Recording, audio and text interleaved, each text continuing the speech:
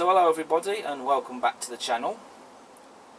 Today I'm going to be doing a model railway review, and today I'm going to be taking a look at the latest release from Accurascale, which of course is the British Rail Class 50, which these models have been highly anticipated by many, I'm sure, including myself. And today we have two models to take a look at and put them under the microscope. So I'm going to be taking a look at these models, and I'm going to be offering my personal thoughts on these models and what I think of them. So here we have both models on the layout. Now the models that I've gone for are 50017 Royal Oak in Network South East livery, and 50007 Sir Edward Elgar in GWR Green livery. I do also have a third model that I'm still waiting for, that I've had on order, but I've not yet received it at the time of filming this video. So depending on when I get this video filmed, and depending when it arrives, it may or may not feature in this video. If not, I'll probably showcase it in another video instead. So one thing I do want to mention on the quality control side of things, first of all, straight out of the boxes, these models work, no problems there. They run like an absolute dream. The mechanism on these is very smooth. Considering that these have not yet been fully run in, they work beautifully, so no problems there. One issue I have seen people have had with these models are the jumper sockets just here coming loose, and I believe this is because of the foam inside the packaging catching on the sockets, and that causes them to come off, and I know people have been finding them loose in the boxes. Now I will be honest, on both of my models I had one of these jumper sockets come loose and I had to glue them back on again. It's a very simple fix to do. All I did was use a very small amount of Yoo-hoo and glue them back in again. Sure, we probably shouldn't have to be doing that, of course, I do get it, but it's also a very simple fix as well. I will also be honest, one of the footsteps on 50007 had also come loose and was in the box, so I had to glue that back on as well. But I don't think it's the end of the world, I guess, in hindsight, even if it's not something we should have to do. But in my experience, to be fair, I've not experienced that too often. So I suppose on the other hand I could happily take that. It's not very often I receive models personally where bits are loose in the box that I have to glue back on again. So moving away from the quality, I would like to talk about the accuracy of the models, which nowadays people do want models to be accurate. Some people might not necessarily mind, but there are also people that do want the models to be accurate. Now, as it's Accurascale, I think we have come to expect accurate models from them, and once again I would say that they've knocked it out of the park, because looking at the photographs of the real things, I would say they've got the detail right and the shape and proportions spot on. I can't see anything that looks wrong. And one thing I also love is the front of the logo here, just under the cab windows, how it has that curve to it like it does on the real thing. It's like that these logos have been, the real things have been shrunk down to a model. I think that they look splendid. I mean, the Hornby Class 50, don't get me wrong, I thought was a good model. It certainly stood the test of time, considering that that model is now around 20 years old, at least I'd say. It certainly has been out for a long time, but it is nice to see a more modern model of the Class 50 released onto the market. I thought the Lima model as well was okay as well for its day, but it's just fantastic to see a modern model of this loco being released to the market.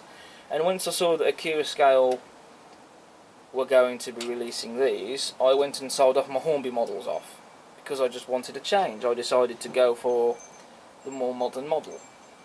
And I absolutely adore these models. I think they look absolutely stunning.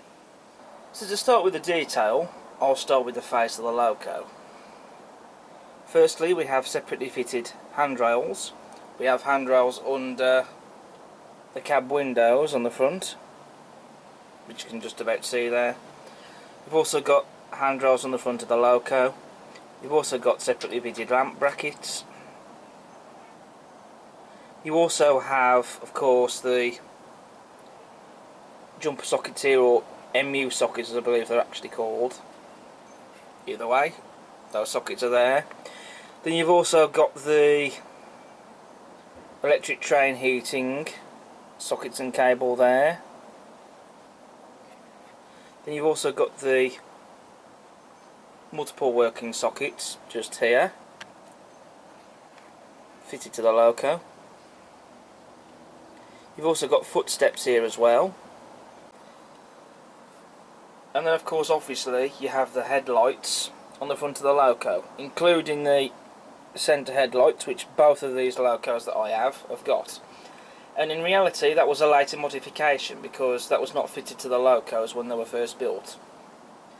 Then you've also got this detail here on the front of the loco, just underneath the centre headlight. Now that, I believe, is a footstep for the crew to use should they need to. And I don't know why, but there's just something about that, with that there, that seems to give this loco an expression somewhat. I don't know if that's just me, but that's how it seems to look to me. So it seems to give that loco that bit of character, if you know what I mean. Not just the engine noises, but also just something about the front of the loco. Of course you have slim tension lock and M couplings fitted as standard, and you've also got sprung buffers, and these have been painted, and I think they look really nice. Looking underneath the head coat box, you can see we have separately fitted handrails, and those have also been picked out and painted white, which I think makes them stand out a bit, and I do quite like that. Then you've also got separately fitted windscreen wipers, and I just love how fine they look. They in their own right look stunning. And then you've got the glazing, which has been very well applied on these locos. We also have separately fitted handrails on the sides of the cab where the doors are. And then you've got the door handles, which I don't think that they are separately fitted, but regardless they are there, and they have been painted, and so that detail is still fantastic to see. The interior detail inside the cab looks stunning. Moving to the bogies, which are quite well detailed, we have the axle boxes and springs, very well moulded and detailed. I do really like on these how the axle boxes and the wheel walls have been painted. On these liveries especially, that really does make them stand out. We've also got some pipe work separately fitted, and that's been painted. You also have the speedo cable. You also have the footsteps, and also we have the bogie brake chain. I will just give you a close-up shot as I can on the footsteps, and just look at the detail on those. I mean, that really is quite something. Now, for anyone who's interested, if you want to know how to remove the bodies on these, should you wish to do that, what you have to do is you have to undo the bogie brake chains and the multiple working sockets. They're not glued in place from what I've seen, they just pull out, and then that allows you to remove the body. You've also got some more underframe detail as well, particularly around the battery boxes and fuel tanks. And that detail is separately fitted, and I like that some of it is picked out and painted, and again it does make it stand out. Then you've also got the grills on the side of the loco. Now on the Hornby models you could actually open those. From memory you had a little tool supplied with the model and you could slot it under the body, and that would allow you, in doing so, to get to the louvers on the grills and open them up. However, that's not a feature I ever really bothered with, to be honest, so I don't mind that that feature hasn't been carried over to the Accurascale models. I never really bothered with that feature on the Hornby models when I own them, but I still think that these grills have been very well done. And also just look at the nice rivet detail as well on the body side.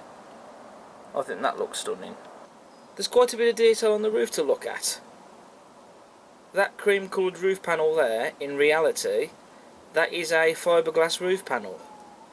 And basically, if you were stood inside the engine bay of the loco, some sunlight would actually shine through that, and that would allow lighting to go through into the inside of the loco.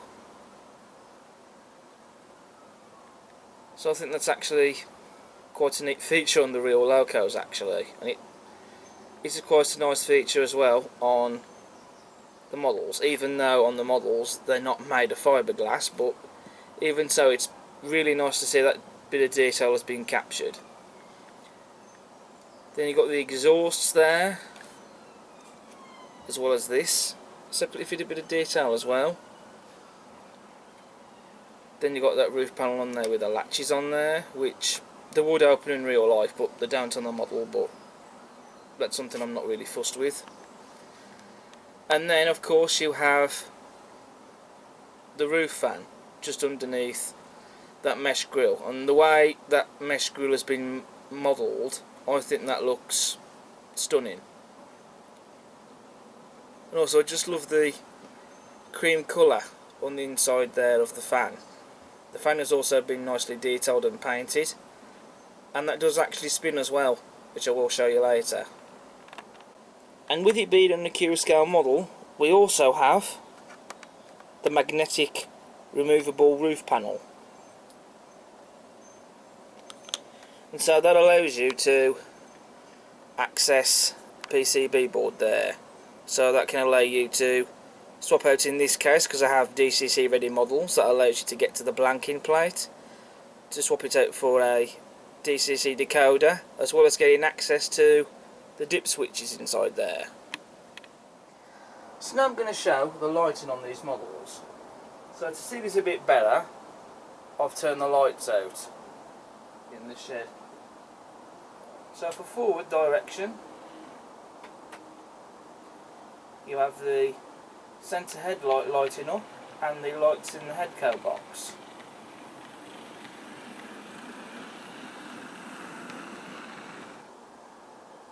And then in reverse,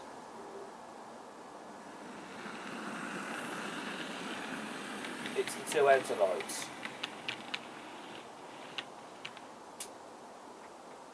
I do also quite like as well that once you've stopped the model, you've got the lights on the centre headlight there. They do stay on for a short while before they then go off. That's quite a nice feature, I think. And we also have illuminated cab dials. So now I'm going to show you the rotating roof fans working on these models. So here on 50017 you can see the fan rotating. It is making a very slight high pitched noise, but it doesn't detract from the loco's performance or prevent it from running properly, and as it should do. And here's the rotating roof fan in action on 50007, and it's absolutely marvellous to be able to see the rotating fans working on these models. I really do like that feature, and that adds, in my opinion, more to the model. And to see that rotating, it's just fantastic. Now, if you're like me and you have DC and you want the fans to rotate, then what you need to do is you need to flick the switch number 7 on the switches here on the blanking plate once you've removed the magnetic roof panel. If you flick the switch to 7, that will get the rotating fan to work. And this is something I learned from watching Model Railways Unlimited's video on the Accurascale 50. So that's what you need to do if you have DC. Flick the switch on the blanking plate to number 7 and you'll get the fans rotating. Right folks, I have just received a parcel, and the item in the parcel was my third class 50 that I've been waiting for. When I first started filming the review, it hadn't been posted out, but after I wrapped up filming for the previous day, before I would continue filming on the next day, it was then that I saw an email saying that this had been posted out to me, and the following day it's now arrived. This came by DPD, and as you can see, this is a 51409 Defiance in Rail Freight General livery, which is an Accurascale exclusive, like 50007, which I have, which is also an Accurascale exclusive. Very snazzy box it's come in as well, as you can see. And here is the model. And isn't she a beauty? I will be honest though, again, one of those jumper sockets had come off and I had to glue that back on, as well as one of the buffers had also come loose and had to be glued back on as well. So I think for the jumper sockets, I definitely think that the foam pieces inside the packaging are causing those to work loose, and then because it catches on them and then that causes them to fall off. Because this is the third model I've had now that I've had to glue one of the sockets back on. So I think the packaging perhaps could be doing with maybe being tweaked in the future, but as I mentioned earlier, it's not a big deal really. All I have to do is just glue them back on again. So I don't think it's the end of the world. But hey, that's just my thought on it personally. I know we shouldn't be having to do this, but there we go, it's just one of those things. And also it is possible that any parts also could be dislodged in transit as well, maybe. So here's a quick test to see how Defiance performs out of the box. Oh yeah. Just listen and look at that. Pretty quiet mechanism, no awful noises, and that runs like a dream.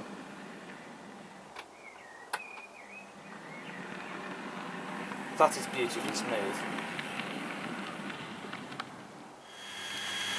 And here we have the rotating fan working. Now I do think that these fans might be spinning perhaps a bit too fast, but regardless, I'm just glad to see the fans working on these models, because it is nice to see. And so here we have all three of my Accurascale Class 50s lined up together. Just couldn't resist doing this quick lineup of them. And I think even together like this on the layout, I think they look fantastic. Could I perhaps maybe, I don't know, get a fourth one, or perhaps maybe even a few more in the future? Maybe. It is quite possible. I mean, I might be partial to getting a large logo livery 50. So I'd just like to go through the liveries on these logos, starting with 50017 Royal Oak in the Network South East livery. This is the original livery, otherwise known as the toothpaste livery. I would say that the livery that Accurascale has captured on the model is bang on to the real livery. The livery is not only very well applied, I would say, but the livery is just bang on. The colours are correct, especially how they've captured the upswept stripes.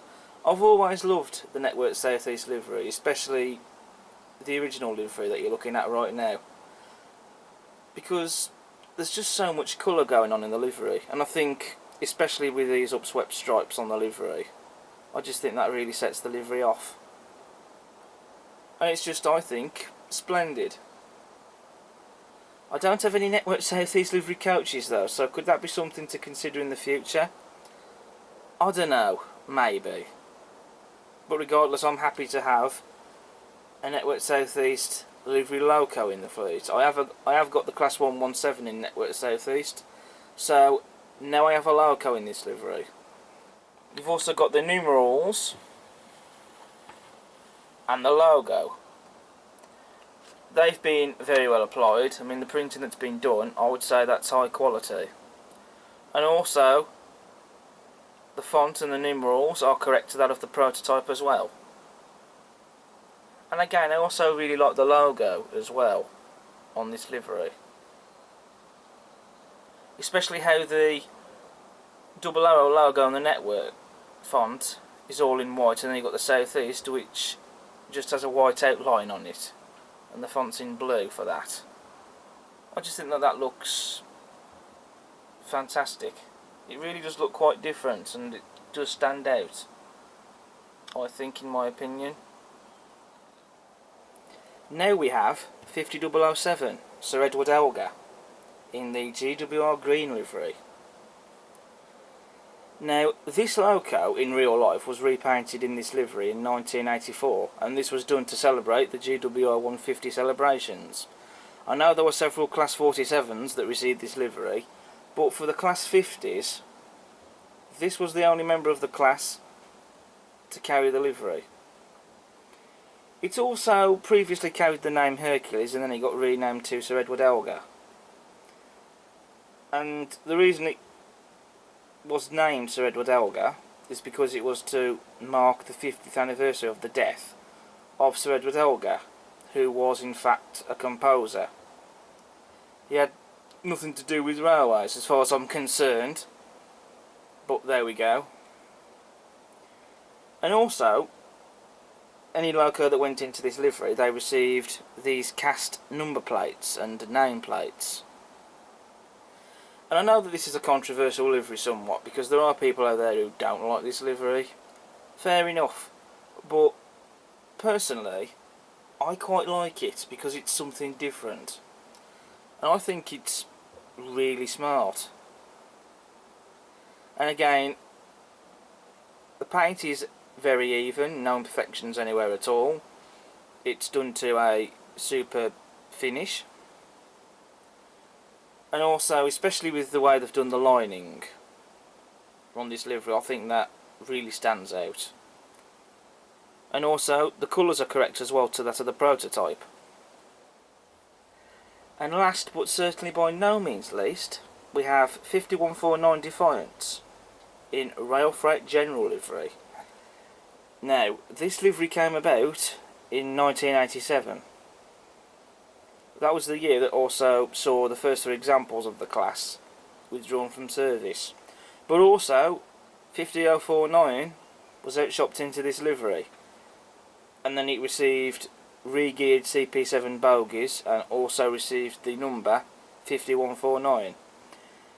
And it was primarily used in the southwest on China Clay Speedlink wagon load duties. And that happened before the project cancelled, because potentially, had this been successful, it could have seen further use for the class. But the reason it was cancelled in the end was partially due to the poor wheel slip protection and the lack of sounding equipment, which, interestingly, they were both removed during refurbishment, and it was considered too expensive to reinstate. But in 1989 it was returned to standard condition, and it then received the revised Network South East livery. So it didn't last very long in this livery, but regardless, I think it looks smart. It's different. As for the livery application on the model, again it's stunning. No imperfections anywhere at all. It's just a perfect paint job. Very evenly and superbly applied.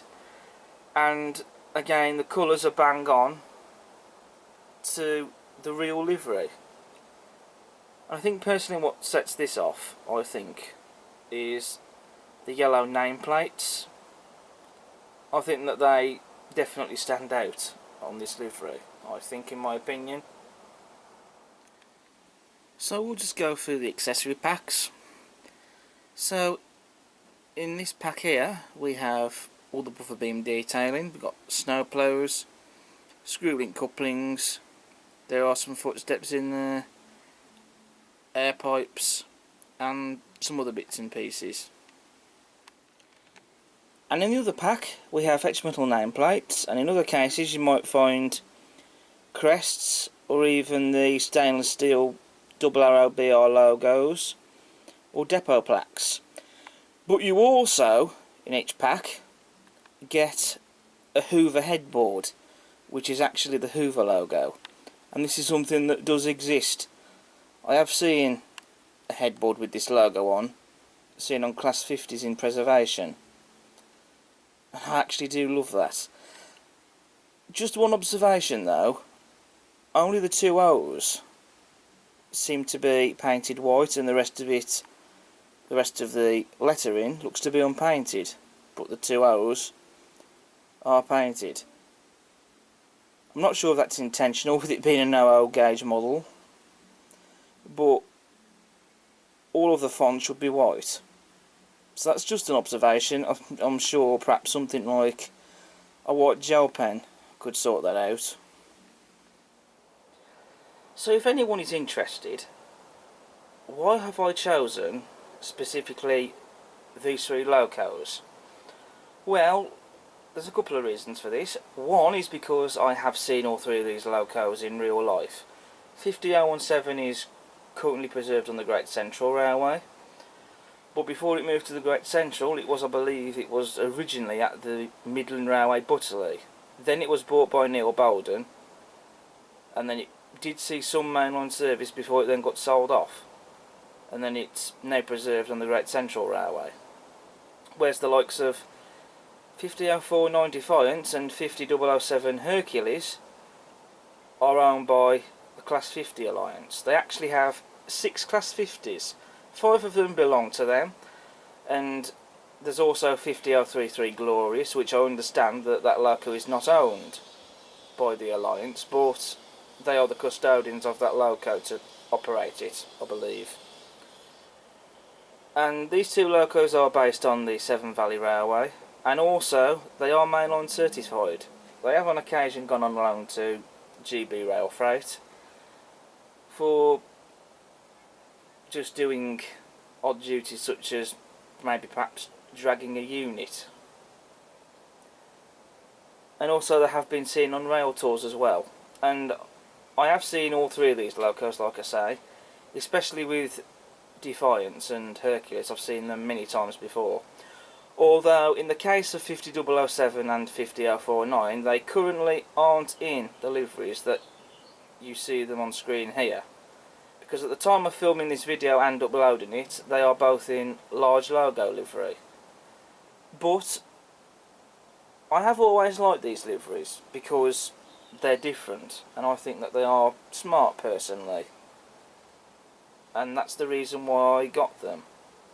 In the case of 5149, I don't have any CDA wagons for it to pull, or any wagons that it would have prototypically pulled when it was in this livery. But you know, with model railways you can use a fun factor with it. It doesn't necessarily have to have prototypical stock for it to run, but who knows, maybe someday I will get some CDAs for it. That's something to consider, I think, in the future. So that is the reason why I chose these three locos, and personally I'm glad to have them, because they are locos that I have seen in real life, and that's the reason why I went for these three in particular. So having covered all of the detail as I can on these models, as well as all of the features, except for the DCC sound, I know that DCC will actually work on DC from what I've seen, and you will get sounds playing, but just you won't be able to use the functions. So that's not something I can demonstrate, but I'm sure other people have done that already. But I have shown what I can with these models. So I think at this point what we're going to do now is a running session with these locos. Now with this layout being double track, one loco will have to wait to take its turn. So I'll be running two of these models first, and then one will have to be swapped over for the other. But you will be seeing all three of them running. So, without further ado, let's get into it. I'll see you in a bit.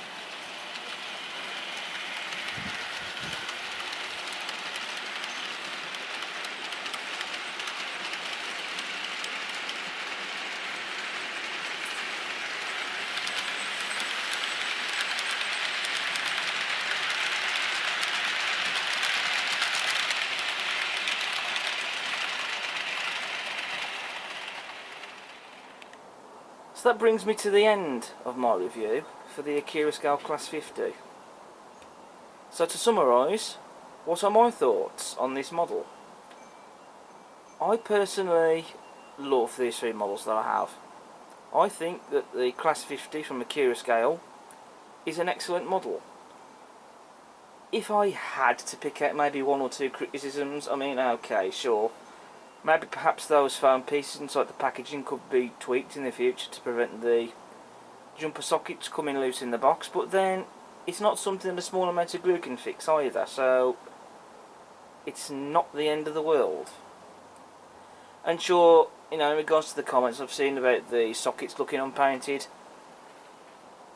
I guess I can see the point, sure, but also I don't think it detracts on the model either too much.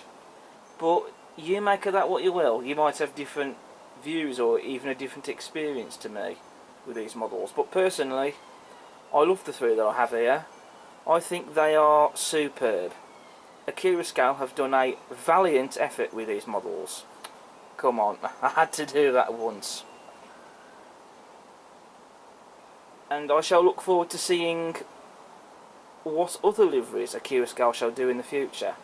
It's great to see that we have a modern Class 50 on the market, especially to cover detailed differences as well, which I don't think that some of them that they've covered, some of the detailed differences between them, have been offered before.